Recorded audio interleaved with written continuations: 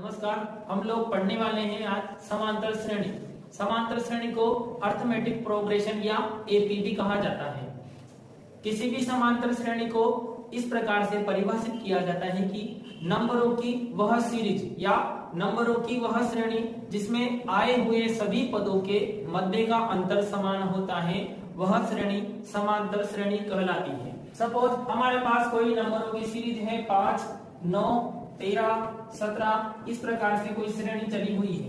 तो यहाँ पर जो श्रेणी है समांतर श्रेणी होगी या नहीं, इसकी जांच हम किस प्रकार से करेंगे कि यहाँ पर जो पद हैं, हमारे पास 4 पद दिए गए हैं, पहला, दूसरा, तीसरा और चौथा। यहाँ पर इन सभी चारों पदों के मध्य का अंतर यदि समान होता है तो हम कह सकते हैं कि दी गई श्रेणी समांतर श्रेणी होगी, अन्यथा समांतर श्रेणी नहीं होगी। जबकि इनमें आए हुए सभी पदों में से किन्हीं भी 2 पदों के मध्य का अंतर यदि चेंज होता है तो वह समांतर श्रेणी नहीं होगी। जैसे यहाँ पर पहला और जो दूसरा पद है, इन दोनों पदों के मध्य का अंतर है प्लस के 4, यानी 9 में से यदि हम 5 को माइनस कर दें तो हमें 4 मिलेगा। यानी 5 में 4 को प्लस करेंगे तो 9, 9 में फिर 4 को प्लस करेंगे तो 13, 13 में फिर 4 को प्लस करेंगे तो 17। तो यहाँ पर जितने भी पद हैं, पहला दूसरा, इन दोनों पदों के मध्य का अंतर है 4 और दूसरे और तीसरे पदों के मध्य का अंतर भी 4। इसी प्रकार तीसरे और चौथे पदों के मध्य का अंतर भी 4। चूंकि यहाँ पर सार्वअंतर समान है तो दी गई श्रेणी एक समांतर श्रेणी कहलाएगी। अब यहाँ पर जो भी पदों के मध्य का अंतर होता है उसे कहा जाता है सार्वअंतर। चूंकि यहाँ पर पूरी श्रेणी के अंदर जो भी पद है, पहला, दूसरा, तीसरा, चौथा, इनके मध्य जो अंतर होता है उसे कहा जाता है सार्वअंतर। इसे सार्वअंतर को सदैव डी से निरूपित किया जाता है। यानी कि सार्वअंतर किस प्रकार से निकाला जाता है, सार्वअंतर को डी से भी निरूपित करते हैं, सार्वअंतर को डी से भी निरूपित किया जाता है। और सार्वअंतर अर्थात डी निकालने का फॉर्मूला होता है कि दूसरे पद में से अगले वाले पद में से पिछले वाले पद को घटाएं। अभी फिलहाल हमें नजर आ रहा है कि यहाँ पर सार्वअंतर 4 है, तो यहाँ हम आराम से कह सकते हैं कि सार्वअंतर 4 होगा। परंतु कोई ऐसी श्रेणी हो जिसका सार्वअंतर हमें ज्ञात नहीं हो तो वह किस प्रकार से ज्ञात करते हैं कि A2 माइनस A1, यानी कि अगले पद में से दूसरे पद में से यदि पहले पद को घटा लिया जाए तो हमें सार्वअंतर प्राप्त होगा। जैसे कि यहाँ पर दूसरा पद है 9, पहला पद है 5, तो अगले वाले में से पिछले वाले को माइनस करेंगे तो सार्वअंतर हमें प्राप्त होगा। दूसरा पद है 9 माइनस पहला पद है हमारे पास 5, 9 में से 5 को माइनस करेंगे तो मिलेगा 4। तो यहाँ पर सार्वअंतर अर्थात डी का मान होगा 4। इसी प्रकार जैसे A2 माइनस A1 किया, सार्वअंतर इस प्रकार से भी ज्ञात कर सकते हैं कि तीसरे में से दूसरे को माइनस कर लो, यानी कि A3 माइनस A2 करेंगे तो भी हमें सार्वअंतर वही मिलेगा। यानी कि पूरी समांतर श्रेणी में सार्वअंतर का मान सदैव समान ही होता है।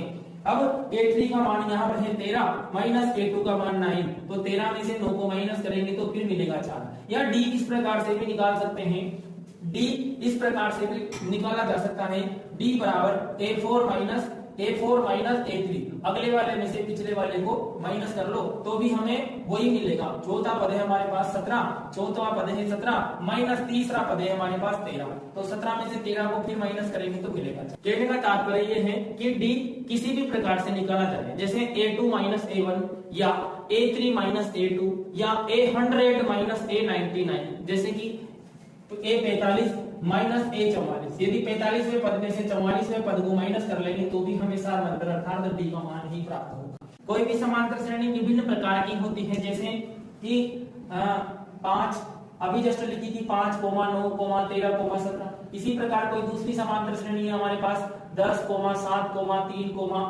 10, 7, 4, 1 या 5, 5, 5, 5 या 1/2, 1/2, 1/2, 1/2 या दूसरी कोई श्रेणी है हमारे पास 1/3, 5/3, 9/3, 13/3। इस प्रकार हमारे पास विभिन्न प्रकार की समांतर श्रेणी दी गई है। अब ये जो समांतर श्रेणी है वो बढ़ती हुई है, जैसे 5 के बाद 9, 9 के बाद 13, 13 के बाद 17। तो कोई भी समांतर श्रेणी यदि बढ़ती हुई होती है तो उसमें जो सार्वअंतर होगा वो होगा धनात्मक यानी पॉजिटिव। यहाँ पर जो भी सार्वअंतर मिलेगा वो मिलेगा हमें धनात्मक। जबकि यहाँ पर ये जो समांतर श्रेणी है 10, 7, 4, 1, ये समांतर श्रेणी घटती हुई है। 10 के बाद अगला पद है 7 यानी कि कम है 10 है, फिर अगला पद है 4 यानी कि और कम है। तो यहाँ पर जो भी सार्वंतर मिलेगा वो मिलेगा ऋणात्मक। अब सार्वंतर किस प्रकार निकाला जाता है, फॉर्मूला लगाएंगे हम a2 माइनस a1, यानी कि d बराबर फॉर्मूला होता है a2 माइनस a1, दूसरा पद है हमारे पास 9 माइनस a1 5, तो 9 में से 5 गया तो 4, तो यहाँ का सार्वंतर होगा 4। इसी प्रकार यहाँ का जो सार्वंतर होगा वो होगा d बराबर a2 माइनस a1, a2 दूसरा पद है हमारे पास यहाँ 7 माइनस पहला पद a1 10, तो 7 में से 10 को माइनस करेंगे तो मिलेगा माइनस का 3। तो यहाँ पर जो अब यहाँ पर जो भी सार्वंतर मिलेगा वो मिलेगा ऋणात्मक यानी कि माइनस, और यहाँ पर जो भी मिलेगा वो बढ़ती हुई होने के कारण मिलेगा प्लस वाला। तो इस प्रकार से किसी भी समांतर श्रेणी का सार्वंतर इस ज्ञात कर लिया जाता है। अब यहाँ पर ये कोई समांतर श्रेणी है 5,5,5,5, सभी पद समान है, तो यहाँ पर सार्वंतर 0 0 0, यानी कि वही d बराबर हमें निकालना है a2 माइनस a1, दूसरा पद 5, पहला पद 5 में से 5 को माइनस करेंगे तो 0, तो यहाँ पर सभी पदों के मध्य का अंतर 0 0 0 0 आ रहा है, अतः यह श्रेणी भी कौन सी होगी, समांतर श्रेणी होगी, ये भी समांतर श्रेणी, और इनका सार्वंतर क्या मिलेगा हमें 0। अब यहाँ पर है कोई समांतर श्रेणी इस प्रकार भिन्न के रूप में 1/3, 5/3, 9/3, 13/3, यहाँ पर सार्वंतर इसी फॉर्मूले से निकाल लेंगे। यहाँ पर d का मान a2 का मान है 5/3 माइनस a1 यानी पहला पद है 1/3, इसमें से इसको माइनस करेंगे तो मिलेगा हमें एलसीएम लेंगे इसका 3, और यहाँ पर मिलेगा 5 माइनस 1 यानी कि 4/3, तो यहाँ समान सार्वंतर जो होगा वो होगा 4/3। इस प्रकार किसी भी समांतर श्रेणी का सार्वंतर ज्ञात कर सकते हैं हम d बराबर a2 माइनस a1 वाले फॉर्मूले से। एनसीईआरटी 10वीं कक्षा की पाठ्य पुस्तक में 5वें अध्याय यानी कि 5.1 में जो पहला प्रश्न है उसमें पूछा गया है कि जांच कीजिए यहाँ जो श्रेणी दी गई है वो समांतर श्रेणी है या नहीं। तो हम प्रत्येक पद का मध्य का अंतर ज्ञात करेंगे फॉर्मूले के माध्यम से।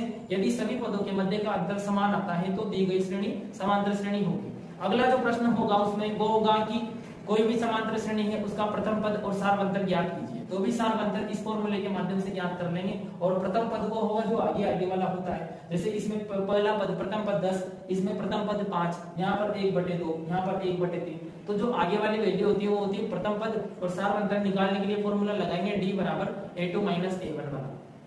अब अगली जो प्रश्नावली आएगी वहां पर उस एक्सरसाइज में पूछा गया है कि कोई भी समांतर श्रेणी हमें दे दी जाए, जैसे सपोज कोई समांतर श्रेणी हमें दी जाती है, यही कोई समांतर श्रेणी है। अब इसमें पूछा गया है कि 14 पद ज्ञात कीजिए। तो इस समांतर श्रेणी का हमें पहला पद, दूसरा पद, तीसरा पद और चौथा पद दिख रहा है, तो यहाँ हम कह देंगे कि a4 बराबर 17।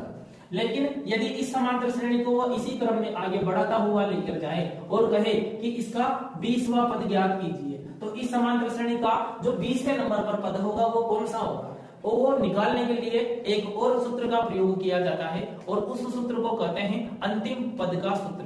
यानी कि 20वां पद अर्थात अंतिम पद 20वें नंबर का पद क्या होगा, तो यहाँ वो सूत्र होता है, फॉर्मूला होता है an बराबर a plus bracket n minus 1 into d। तो ये फॉर्मूला होता है। इस फॉर्मूले के माध्यम से हम कोई भी श्रेणी का 20वां पद या कोई सा भी nवां पद हम ज्ञात कर सकते हैं।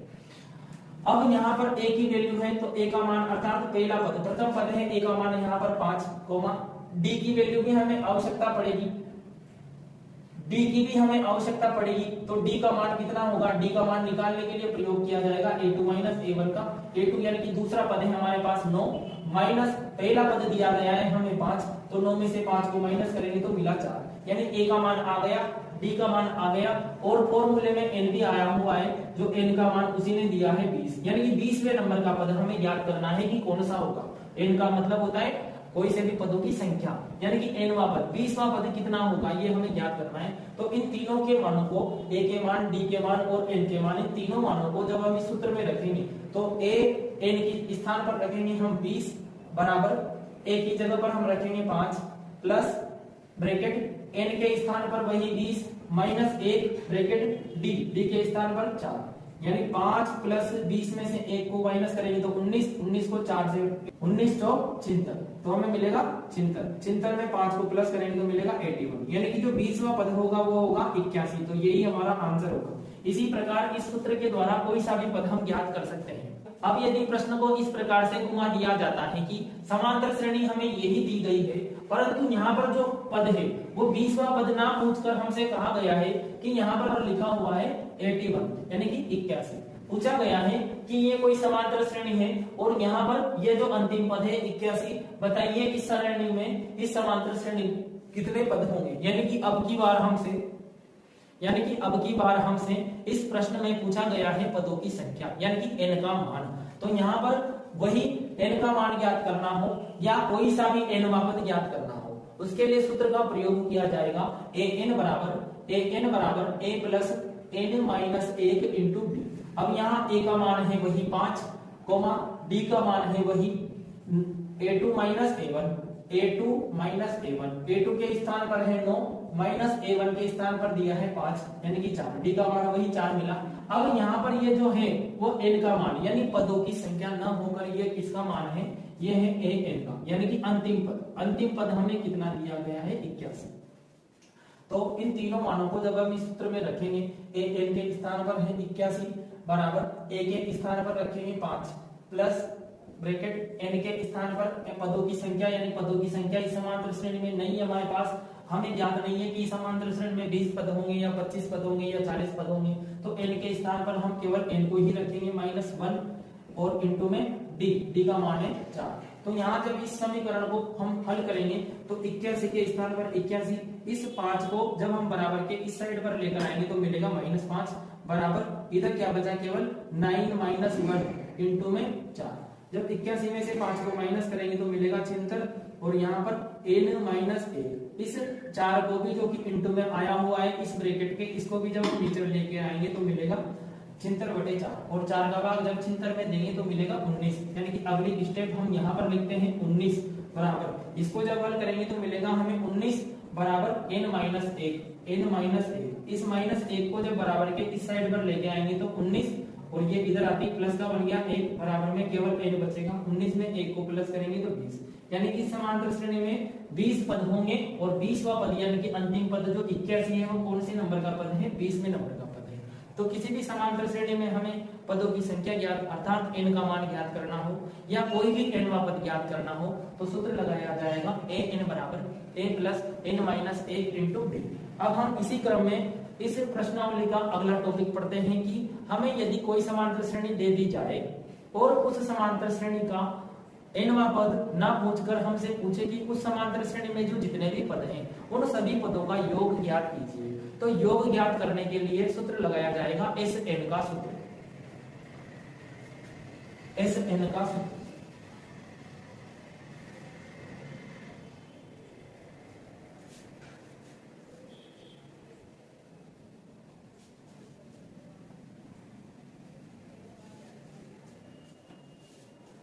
जैसे कोई श्रेणी हमें दी गई है 2, 5, 8, 11, ...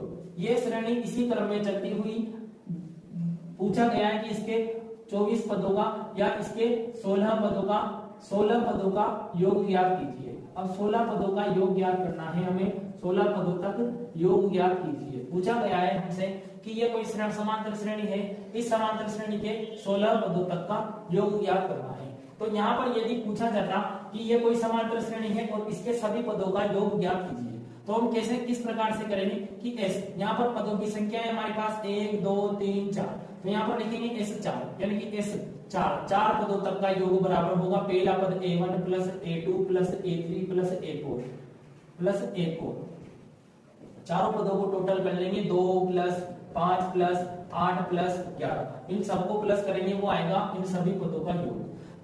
परंतु हमें यहाँ पर आगे भी श्रेणी दी गई है और कहा गया है कि 16 पदों तक का योग ज्ञात कीजिए, 16 पदों तक का योग ज्ञात कीजिए। अब जब कभी भी इस प्रकार के प्रश्न आते हो योग वाले तो वहां पर सूत्र लगाया जाएगा Sn का सूत्र, Sn बराबर सूत्र होता है Sn बराबर n/2 bracket 2a plus n minus 1 into D, ये सूत्र होता है Sn का। S अर्थात पदों का योग ज्ञात करना हो तो सूत्र लगाएंगे Sn का, और कोई भी समांतर श्रेणी में यदि पदों की संख्या या कोई भी nवां पद ज्ञात करना हो तो वहां पर सूत्र का प्रयोग किया जाएगा an वाले सूत्र का। अब यहाँ पर जो आगे वाला हमें इस सूत्र में n की वैल्यू चाहिए, a की भी आवश्यकता पड़ेगी और d के मान की भी आवश्यकता पड़ेगी। तो a का मान दिया गया है हमें 2, इसी प्रकार d का मान निकाला जाएगा a2 माइनस a1 वाले फॉर्मूले से, a2 का मान 5 माइनस A1 का मान 2, 5 में से 2 को माइनस करेंगे तो मिलेगा 3, यानी D का मान मिला हमें 3। A का मान प्राप्त हुआ, D का मान प्राप्त हुआ और N यानी कि 16 पदों तक का योग ज्ञात करना है, तो N का मान भी दिया गया है हमें 16। अब इन तीनों मानों को जब हम इस सूत्र में रखेंगे तो हमें मिलेगा S N के स्थान पर 16, यानी कि 16 पदों का योग जो भी आएगा वो हमारा आंसर होगा। 16 पदों का योग बराबर N के स्थान पर वही 16 बटे में 2 ब्रैकेट 2A, 2 मल्टीप्लाई A का मान है हमारे पास 2 प्लस N का मान है 16 माइनस 1 ब्रैकेट D का मान है 3, यानी कि 3। अब जब हम इसको हल करेंगे तो मिलेगा 2 बटे 16 यानी कि 8 बार। 16 को 2 से डिवाइड करेंगे तो मिलेगा 8 और 2 2 जा 4 प्लस 16 में से 1 को कम करेंगे 15, 15 तिया 45, 45 में 4 को प्लस करेंगे तो 49 और 49 को यानी 49 को जब 8 से मल्टीप्लाई करवाएंगे तो 8 नामे 72 और 8 नामे 72, 8 क्योंकि 32 में 7 को प्लस करेंगे तो 39, तो मिला हमें 392, यानी कि 16 पदों का योग मिलेगा हमें 392, यही हमारा आंसर होगा। तो इस प्रकार से किसी भी समांतर श्रेणी के n पदों तक का योग हम ज्ञात कर सकते हैं। n पदों तक का योग ज्ञात करने के लिए जैसे ये फॉर्मूला होता है उसी प्रकार एक और भी फॉर्मूला होता है, यानी कि Sn के दो फॉर्मूले होते हैं। Sn बराबर एक तो होता है Sn बराबर n बटे 2 bracket 2a plus n minus 1 into में d, और दूसरा होता है n बटे 2 ब्रैकेट a प्लस an। ये वाला फॉर्मूला भी, इस वाले फॉर्मूले के द्वारा भी किन्हीं पदों का योग ज्ञात किया जाता है, परंतु यहाँ पर हमें an दिया जाना चाहिए। यदि an का मान नहीं दिया गया है तो पहले an का मान ज्ञात करना पड़ेगा, उसके बाद में ये फॉर्मूला लगाना पड़ेगा। इससे ठीक ये रहेगा तो हम सदैव केवल इसी फॉर्मूले का प्रयोग करें। समांतर श्रेणी के जितने भी प्रश्न जो अधिकतर पूछे जाते हैं उनका जो तरीका है, हमने केवल समांतर श्रेणी वाले अध्याय का एक बेसिक अध्ययन किया है। अब आज की क्लास में इतना ही। अगली हम क्लास जो लेंगे वो लेंगे उन सभी महत्वपूर्ण प्रश्नों की जो विभिन्न बोर्ड के माध्यम से, जैसे Bihar board, MP board, UP board, Rajasthan board, इनके द्वारा जो समांतर श्रेणी वाले अध्याय के जितने भी महत्वपूर्ण प्रश्न हैं जो अलग अलग परीक्षाओं में पूछे गए हैं उन सभी प्रश्नों को देखेंगे।